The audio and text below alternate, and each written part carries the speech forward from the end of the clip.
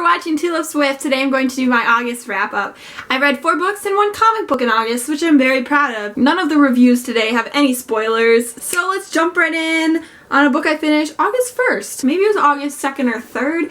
Anyways, it's Harry Potter and the Cursed Child by J.K. Rowling and also 2 other authors. Okay, to be honest, like, just take a step back from your little bubble of I hate Harry Potter now that this book was released and just think about it. The next story was written with J.K. Rowling for the play in London. Like, this is a play. How many people would feel left out? Because there are so many Harry Potter readers, and they were gonna write 19 years later just for an exclusive, like, audience that could make it to the play. But they have shared it with the rest of us. It's a $30 book. I don't know how to defend that, except they knew it was gonna be a bestseller. You can get it from the library, you can borrow it from your friend. I was reading it next to my sister, like we were sitting next to each other. What page are you on? And she's like 30, and I'm like, I'm on 35, get ready for a surprise. It was so cool, and we went to a release party, which I've never done before. It was really good. It was a really good story. It was so much fun. Was it like a fanfic? Like, I guess, but like a brilliant fanfic. I used to hate Severus Snape, not gonna lie, but kind of reading this, I was like, Snape is not that bad. Like, he's a good guy. My love for Draco is still there. Harry, got on my bad side. It feels good to know that, like, the story didn't stop after book 7. 5 stars to this beauty.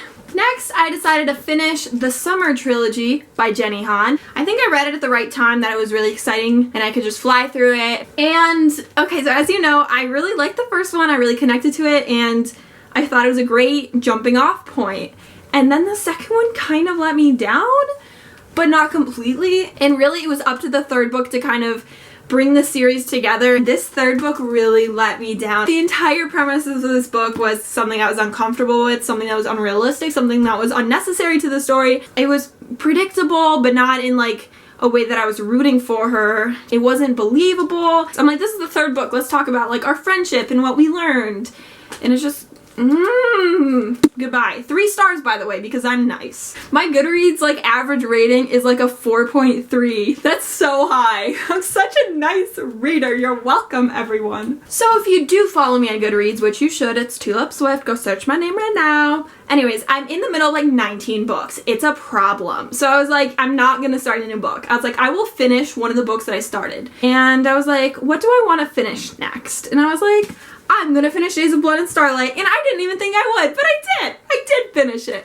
I've been reading this book for almost a year, but it's done. I finished it. You know, usually I have problems remembering the plot if a book has been going on this long, but this one has really stuck with me, and I knew I could just read a little bit at a time, and I'd eventually get to the finish line, and I did. This is a 5-star read. The first one's better, but also the second one's like really kind of dark and like frustrating and sad and dangerous, but also just kind of like made me upset. You know, I want to see everyone get a happy ending, but it's not the last book, so, you know, can't get my hopes up. Laini Taylor, sometimes I really get lost in what's going on because just little intricate things are so, I don't know, distracting maybe is the right word? Yeah, I really can get lost in this story. It's either like super, super exciting or it's like really slow. But I wouldn't change a thing about this book. Like, it's just different than what I usually read. I even wrote the characters' names down because there are so many characters, and that was like one of my biggest problems, is I always felt like I didn't know who people were, and then I could really appreciate the book, and I think it was so good. It was so exciting. Again, 5 stars. The first one's like still my favorite. I really liked it.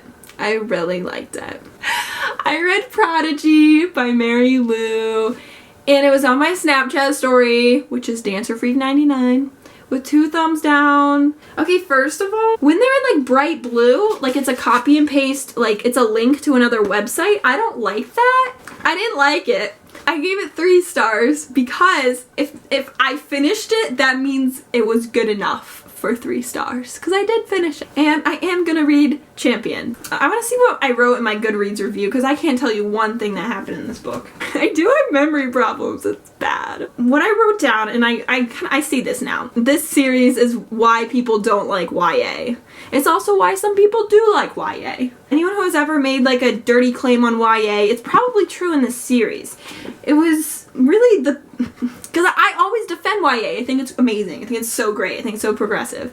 But this series is really kind of headed in the opposite direction, and it's just really playing on those tropes that I don't like. it's like a new book. It came out like in 2013. It's still pretty new. And it's using all of the same events that happened in so many other series.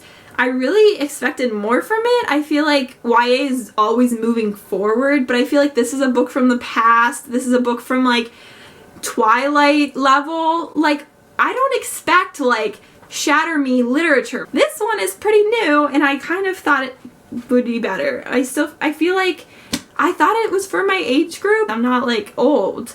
And I felt like this book was for like tweens. Legend, I gave it 4 stars. I thought it had its problems, but it was like kind of bland, but I liked it, okay? I liked Legend. Nothing stood out to me in this book. It made me upset, and I was like, of course that would happen. Like, of course she would say that. Like, just so cliche, and when I wasn't enjoying a cliche, I just felt really disconnected from myself. Last night I read a 1-issue comic book, and it's really like not a big deal. Like, it's like, I don't know, 15 pages. But you know what? I'm putting it in the video because I can. Also, I've already read this, but I don't know if I don't think I reviewed it. I've probably like mentioned it. Okay, I should just get to the point. It's the first issue of Fight Club 2 by Chuck Palahniuk. The illustrator is Cameron Stewart. I have a Fight Club book talk that is in post-production at the moment, so I will have more Fight Club videos coming at you soon. But in the meantime, this is my favorite comic book ever. Maybe Saga is better. I have to go a little bit farther in Saga. I read the first few of these. I don't really remember, but it was so long ago. So I thought I would just start over, and I'm glad I did because it's so much fun.